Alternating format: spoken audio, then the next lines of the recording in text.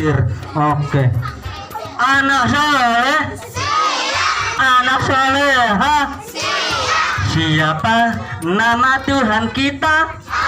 Siapa pencipta alam semesta? Allah kan mencintai, Allah kan menyayangi pada santri yang rajin mengaji. Siap. Oke ya. Oke. Allah kan mencintai, Allah kan menyayangi pada santri yang rajin mengaji. Yang keras. Siap. Lemes banget. Allah kan mencintai, Allah kan menyayangi pada santri yang rajin menangis. Rajin menangis, kamu bilang siap. Astagfirullahaladzim. Anak soleh. Hari ini alhamdulillah Kak Igo untuk yang kedua kalinya bercerita di tempat yang mulia ini ya, di depan para santri yang mudah-mudahan semuanya menjadi menghafal Al-Quran. Amin. Nanti setelah Kak Igo dongeng, nanti akan ada Kak Danang yang mendongeng ya. Kak Igo akan bercerita, tapi Kak Igo punya temen, bawa temen. Kalau kemarin namanya Adeng, sekarang namanya siapa yang tahu? Siapa? Namanya Onet. Siapa? Dalam hitungan 3. 1, 2, 3. Keras. Onet lagi tidur. Onet ada di sini. Siap ya. Siap ya. Ini di tasnya ada ular. Jangan kaget. Benar.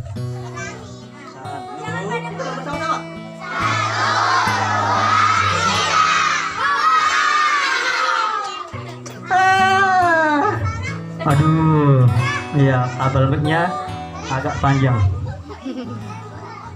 Ini namanya Onet. Ya, siapa namanya? Onet. Halo Onet, hai Kak Igo. Sekarang Kak Igo mau bercerita di depan teman-teman. Oke? Tapi Onetnya diam aja ya. Malu nih Onetnya. Hai. Aku Onet, aku teman Kak Igo. Onet tinggal di mana? Hutan. Tinggal di hutan apa di rumah? Hutan. Hutan mana? Hutan Jati. Hutan Jati ada di mana sih anak-anak? Apa di sini ada hutan? Tidak ada Onet. Oh tidak ada. Ya udah kalau gitu kamu tinggal di mana? Aku tinggal di rumah. Oh tinggal di rumah Kak Igo. Iya. Oh Onet tinggalnya di rumah Kak Igo. Onet sudah makan? Sudah. Makan apa? Pisang. Oh monyet makan pisang ya? Ih wajar. Onet suka makan burger? Suka? Pizza? Suka? Apalagi ya? Lontong? Suka? Suka makan lontong. Ada maunya suka lontong? Tidak ada. Oh kasihan. Aku suka tahu. Oh Onet juga suka makan lontong. Tuh Onet pisang goreng. Oh suka. Oh Onet suka makan pisang goreng ya. Onet ya Kak Igo. Kak Igo mau cerita dulu. Oke. Tapi Onetnya duduk ya. Oke Kak Igo. Onetnya duduk tapi jangan nakal. Oke. Diam. Iya diam. Oke siap ya. Ya.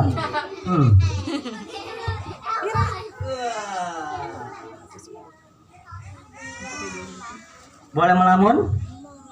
Aduh, tidur. Anak soleh. Alhamdulillah.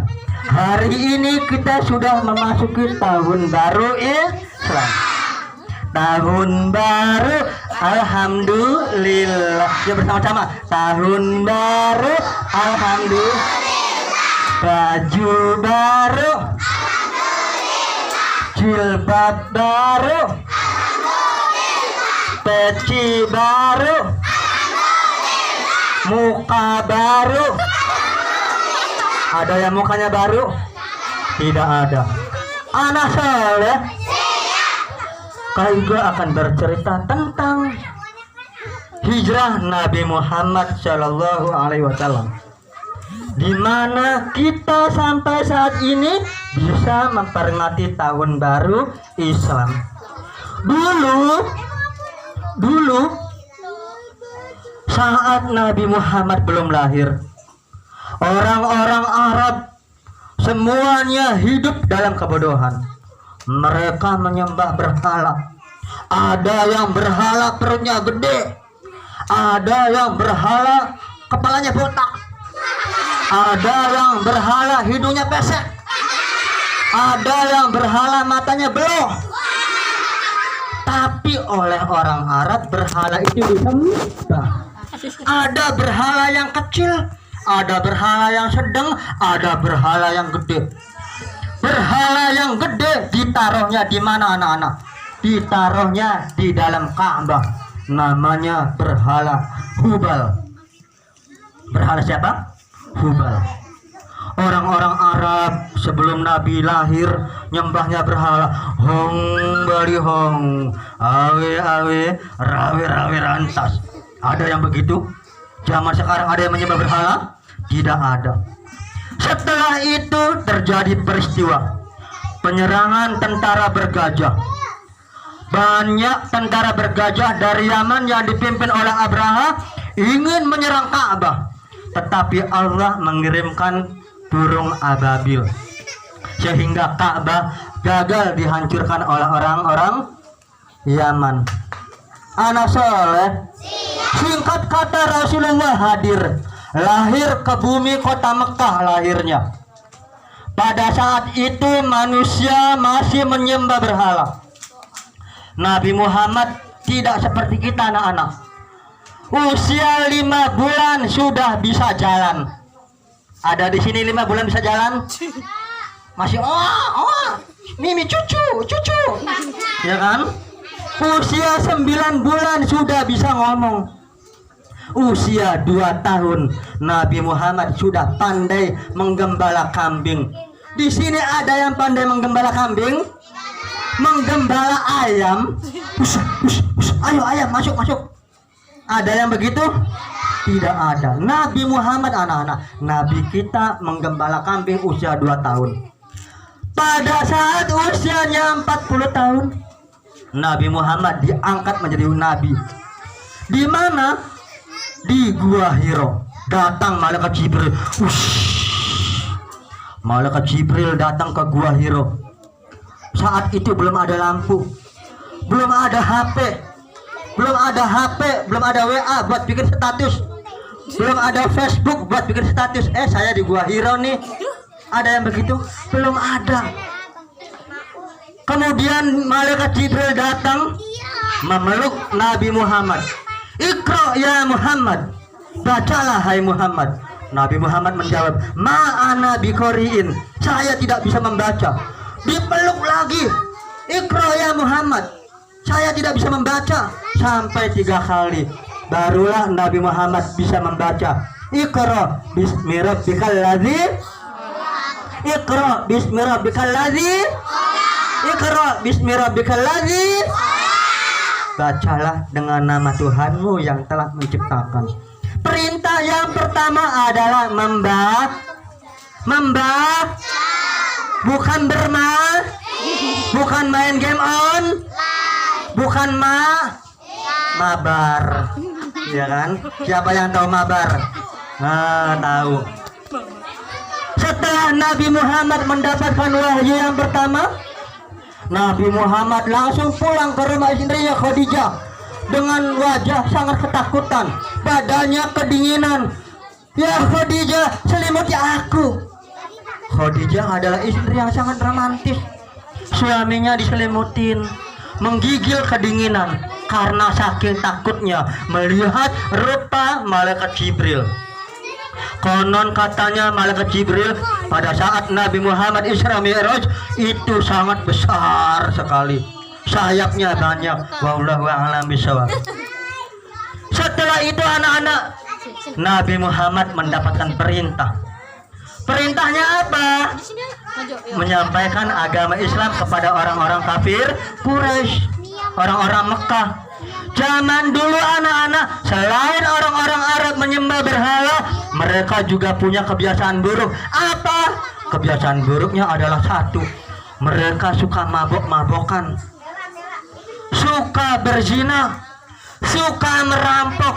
Yang paling parah adalah orang Arab kalau misalnya ada bayi perempuan baru lahir tidak suka. Di sebuah desa ada ibu hamil sedang mau melahirkan. Aduh, ayah perutku sakit. Tahan bu, tahan. Sakit, aku udah mau melahirkan. Tahan.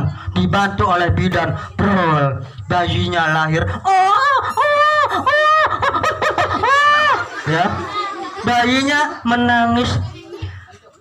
Istrinya girang, bukan kepalang. Alhamdulillah, bayi saya perempuan. Tetapi ayahnya tidak suka. Apa ini? Bayi perempuan. Saya tidak suka. Malu saya. Perempuan hanya bisa membuat miskin. Perempuan hanya bisa membuat malu. Bayinya yang baru lahir anak-anak diambil paksa oleh ayahnya. Langsung pergi ke padang pasir.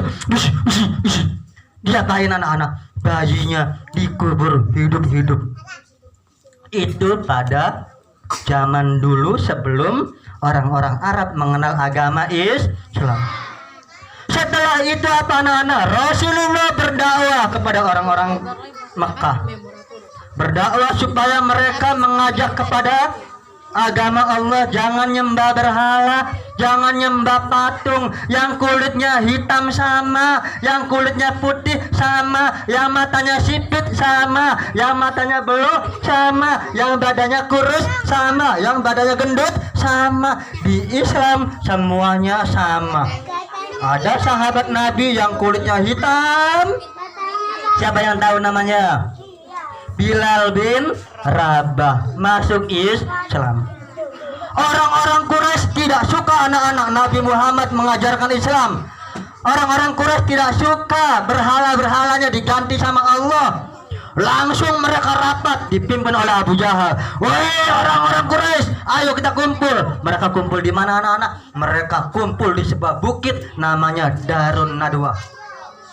Mereka merencanakan, hei orang-orang Quraisy, kita apain enaknya nih Muhammad? Kita bunuh, kita usir, kita apalagi penggal kepalanya. Banyak yang usul. Akhirnya disepakati anak-anak, Nabi Muhammad harus dibunuh. Kumpulkan orang-orang Quraisy yang masih seger, yang badannya kuat-kuat. Kita kepung rumah Muhammad. Akhirnya apa anak-anak? Nabi Muhammad tahu. Nabi Muhammad meminta sahabatnya yang juga ponakannya, namanya Ali bin Abi Thalib, supaya menggantikan dia tidur di tempat tidurnya. Orang-orang Quraisynya di mana? Orang-orang Quraisynya ngepung rumah Nabi Muhammad. Dikepung semua anak-anak rumahnya. Ya, tidak ada jalan keluar bagi Nabi Muhammad. Tetapi Nabi Muhammad adalah nabi yang mulia dan punya mukjizat. Nabi Muhammad baca Al-Quran surat Yasin, diambilnya segenggam pasir sambil dibaca ayat Al-Quran, ditaburkan pasirnya ke muka orang-orang Quraisy. Apa yang terjadi? Orang-orang kafir tidur. Ketiduran. Nabi Muhammad keluar tanpa ketahuan oleh orang-orang Quraisy yang sudah mengepung rumahnya. Ketika sudah sampai rumah sahabatnya Abu Bakar, orang-orang Quraisy kaget bangun. Hah? Apa kita tidur? Iya kita tidur. Langsung masuk anak-anak. Orang-orang Quraisy langsung masuk. Ya, ketika selimutnya ditarik sudah mau dibunuh, ternyata nggak jadi. Ya, bukan Muhammad. Ali. Gimana Muhammad? Saya tidak tahu. Dipukul. Yes. Gimana Muhammad? Pukul lagi. Di sini. Gimana Muhammad? Tampar plak. Gimana Muhammad? Tendang di sini. Ali tidak bisa dan tidak mau menjawab. Coba kalau kamu jadi Ali. Gimana Muhammad? Aku tidak tahu. Ngompol. Gimana Muhammad? Aduh basah. Aduh. Itu kalau kamu harus berani. Setelah itu Nabi Muhammad pergi ke rumah sahabatnya Abu Bakar As-Siddiq. Hai Abu Bakar, ayo kita hijrah. Perintah Allah sudah datang. Nabi Muhammad langsung pergi anak-anak. Pergi kemana? Ke Madinah, tapi lewat jalan yang tidak biasa. Di sana Nabi Muhammad bersembunyi dulu di sebuah gua namanya Gua Thur. Orang-orang Quraisy yang gagal membunuh Nabi Muhammad langsung bikin sayembara undian, siapa yang bisa membunuh Muhammad akan saya hadiahkan 100 ekor unta. Wah, anak-anak, 100 ekor unta. Satu unta harganya mahal, lebih mahal daripada harga sapi.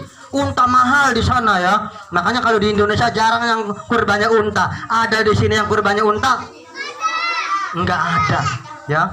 Unta anak-anak, 100 ekor unta dihadiahkan bagi siapapun yang membunuh Muhammad. Orang-orang Quraisy berlomba-lomba, kejar-kejaran, mereka mengejar Nabi Muhammad di gua anak-anak yang sempit dan gelap. Nabi Muhammad dan Abu Bakar ada di dalam sembunyi. Orang-orang Quraisy, nah ini pasti tempatnya nih. Mereka naik ke gunung, ke bukit, yang ke gua Tur. Ternyata apa? Di pintu gua tersebut ada sarang laba-laba, ada sarang burung. Orang Quraisy ngomong, hei, nggak mungkin Muhammad ada di gua ini. Orang sarangnya masih ada sarang laba-laba. Kalau ada Muhammad, pasti sarang laba-labanya hancur. Bener juga ya, kata temannya begitu. Akhirnya apa anak-anak? Abu Bakar yang di dalam gua sudah ketakutan, ya Muhammad, ya Rasulullah, saya takut orang-orang kafir Quraisy melihat kita. Jangan takut, la takhaf wa la tahzan. Jangan takut, jangan bersedih Abu Bakar, Allah bersama kita. Akhirnya apa anak-anak? Rasulullah selamat. Ketika Rasulullah sedang tidur di gua Tur, Abu Bakar sahabatnya melihat ada seekor binatang ular ya, atau kalajengking yang ingin menggigit Nabi Muhammad. Lubang di guanya ditutup sama kakinya. Tapi ternyata apa? Abu Bakar digigit oleh binatang tersebut. Menahan sakit. Ketika Rasulullah bangun, ya Abu Bakar, kenapa? Saya digigit oleh binatang buas ya Rasulullah, oleh ular, oleh kalajengking. Mana kakimu? Diludahin sama Rasulullah. Wah, sembuh kakinya. Kamu, kaigo saya sakit kakinya. Mana kakimu? Saya ludahin. Wah, mau? Kaigo saya luka mukanya nih. Mana muka kamu sini? Saya ludahin. Wah, mau? Yang ada malah apa anak-anak? Tapi Rasulullah mujizatnya salah satunya itu anak-anak, mampu menyembuhkan luka para sahabatnya. Lanjut anak-anak, di kota Madinah sana anak-anak, di kota Madinah orang-orang Madinah sudah menunggu Rasulullah. Ada yang nunggunya di atas pohon kurma, ada yang nunggunya di atap rumah, ada yang nunggunya sampai ke pinggir gunung. Tapi Rasulullah masih belum kelihatan. Mana Rasulullah? Mana Nabi saya? Kok sampai hari ini belum datang? Besoknya ditungguin lagi. Mana Rasulullah? Mana Nabi saya? Masih belum datang. Dan anak-anak, besoknya nih terlihat kepulan padang pasir dari jauh. Ya. Orang-orang Madinah bersorak-sorai gembira. Rasulullah datang, Rasulullah datang. Akhirnya apa anak-anak? Orang-orang Madinah membawa alat musik. Mereka bersolawat. Tala'al badru alaina. Siapa yang bisa sini salawatnya? Coba bersama-sama ya. 1, 2, 3. La'al badru alaina min tani yatil wada wajaba syukru alaina mada'alil lahida. Rasulullah datang di kota Madinah, disambut oleh orang-orang Islam. Kota Madinah disambut oleh suku Aus, disambut oleh suku Khazraj dengan perasaan gembira. Banyak orang-orang Madinah yang menawarkan, ya Rasulullah tinggal di tempat saya saja. Tapi Rasulullah tidak mau. Ya Rasulullah tinggal di tempat saya saja. Enggak mau. Ya Rasulullah tinggal di tempat saya saja. Tidak mau. Apa kata Rasulullah? Biarlah unta saya yang menunjukkan. Untanya dibiarkan anak-anak. Nabi Muhammad turun dari untanya. Untanya jalan sendiri. Nyari apa? Nyari rumah. Kemudian orang-orang Madinah ngikut dari belakang. Coba bayangin, orang-orang Madinah ngentilin unta. Kalau kita ngintilin kuda gimana perasaannya? Ini kuda mau kemana? Sampai stasiun Sudimarah, ya. Kagak berhenti kudanya. Akhirnya unta Rasulullah berhenti di sebuah tanah milik yatim piatu. Dibeli oleh Rasulullah, dibangun masjid yang pertama di kota Madinah, yaitu Masjid Nabawi. Awal mula Nabi Muhammad hijrah ke Madinah ini anak-anak, itu adalah awal dimulainya kalender Islam yang pertama, yaitu Hijriah, Muharram, tahun baru Hijriah. Dan ini ditentukan atau tetapkan oleh Sayyidina Umar bin Khattab radhiyallahu an. Anak soleh, anak soleha. Sampai sini semuanya sudah mengerti kenapa kita setiap tahun memperingati tahun baru Islam. Nanti akan ada kuisnya ya. Nanti ada kuisnya. Setelah ini nanti akan ada dongeng yang tidak kalah seru ya. Beliau adalah seorang pendongeng yang sudah keliling Indonesia. Ya. Kita sambut dengan meriah, tapi sebelumnya kayak gue tutup dulu. Billahi taufiq wal hidayah. Wassalamualaikum warahmatullahi wabarakatuh.